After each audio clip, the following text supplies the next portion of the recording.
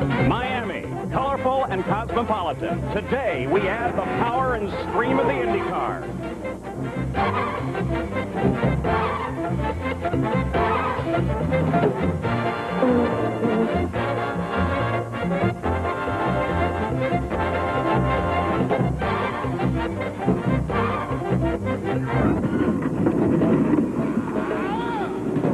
Sit down and strap in. The IndyCar season is about to begin. We're live from Miami, Florida, as Toyota presents the Grand Prix of Miami. Hello and welcome. I'm Paul Page as ABC starts its IndyCar season, and the IndyCars begin their 17-race series. It is incredibly exciting here down Biscayne Boulevard at better than 180 miles an hour. But Bobby Unser, new race means new trouble. Well, they've had a lot of it, too. About half of the cars have already had spin-outs or accidents. A lot of the problem comes from running between asphalt and cement, and also it's a little bit rough, and they don't know the racetrack. It's all new to them. Hopefully we're not going to have that kind of trouble in the race because they're already used to the track. And Sam Posey, this is more than a race. It's a festival. Well, Paul, this place has been sold out for days, and there's a special excitement in the air because people feel that the Penske domination of last year is over, at least for the time being, and we expect to see today, at the end of the race, a different team in winner's circle. And there are many more new things here. Let's go pit side and Jack Arute. Wow, new versions of chassis, Reynards, of course the Lolas, and then the Penskes. New engines from Ford Cosworth, Mercedes on board, and the Hondas are back again, and Toyota on the horizon. The Goodyear tires are back, but they've got new competition as well. Firestone Tire and Rubber Company is back. After 20 years of absence, they've got 5 cars in the starting grid today. There's also a lot of new drivers on the grid. Let's check in with Jerry Gerald. You talk about new faces, consider this. In the top 10, rookies, Gilles de Ferran, also Christian Fittipaldi, a couple of longtime veterans who've been absent for more than a year, Scott Pruitt and Danny Sullivan. They're in the top 10. And how about Mauricio Gugelmin? He finds himself in the front row alongside Michael Andretti. New changes, new chassis, new engines, new tires. We've got it all. New season about to get underway as we go up to Paul Page. So much happening here as they are on the parade lap. The pole sitter is Michael Andretti. He returns to Newman Haas Racing, where he won a title in '91.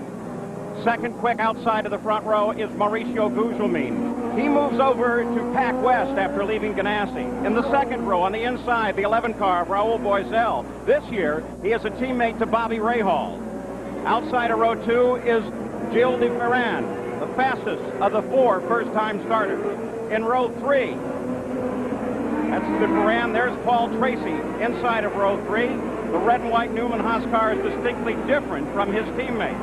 And Danny Sullivan will start outside row 3, the number 17 car, returning after a year's layoff from the IndyCars. In the 4th row, that 15 car is Christian Fittipaldi, Emerson's nephew, making his IndyCar debut. And Jacques Villeneuve, the number 27 that's so identified with his father, now adorns his car. In row 5, Al Unser Jr., carrying the number 1 of the defending IndyCar champions.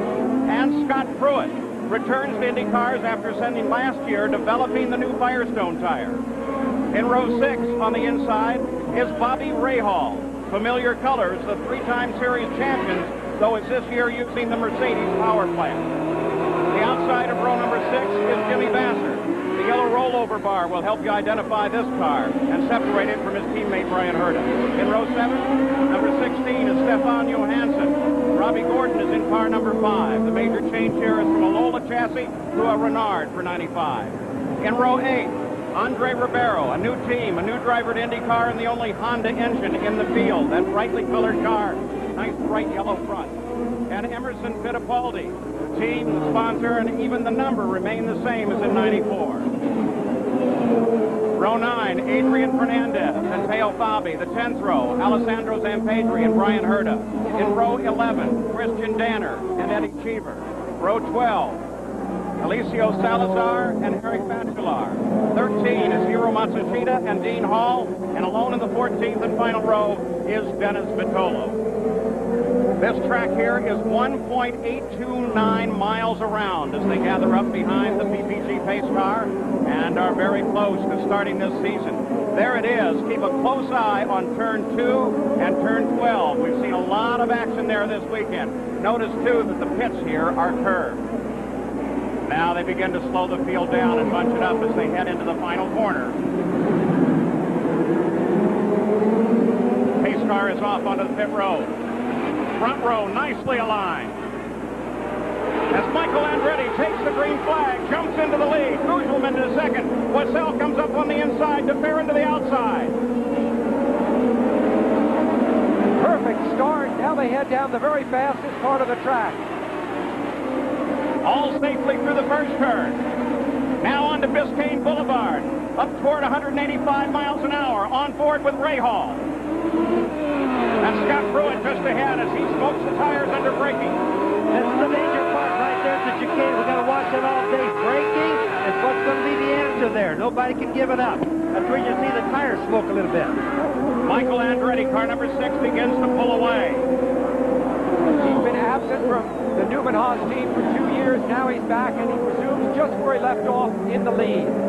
That second place car is Mauricio Guzman. The yellow car is Pete Moran.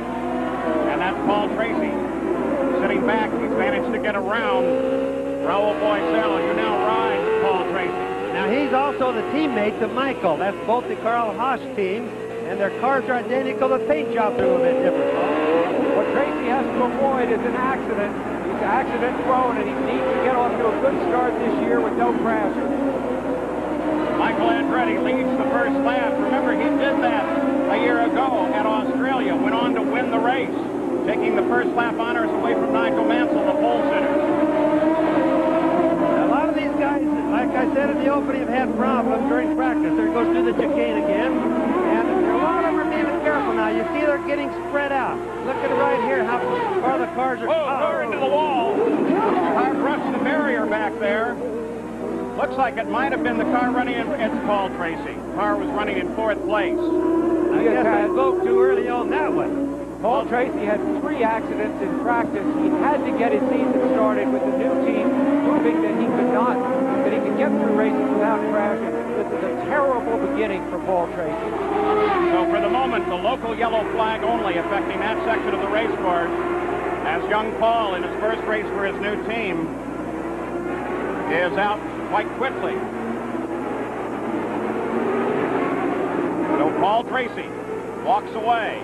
The field continues to race on the rest of the circuit, and now full course caution comes out. So they'll put out the pace car and slow the field while they get Paul Tracy's wrecked car off of the edge of the race course. We're under our first caution of the season here in Miami. Toyota and their full line of quality cars and trucks. Toyota, I love what you do for me. Firestone, America's tire since 1900. Valvoline, the #1 choice of America's top mechanics. And Beechwood Age Budweiser, it's always been true, this Bud's for you.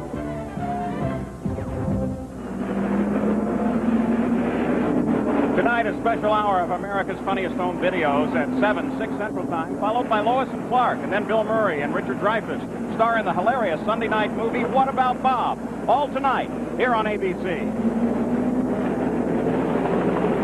We're live in Miami. A full course caution underway. An incident started when the 3rd place car of Paul Tracy brushed the wall. He was battling with Gilda Moran. Now, here it is. Watch him go to the right side first. Now he's going to go down a long straightaway and keep up the speed. He's just getting started now. And look, we'll be going into the chicane. Now watch, he'll start.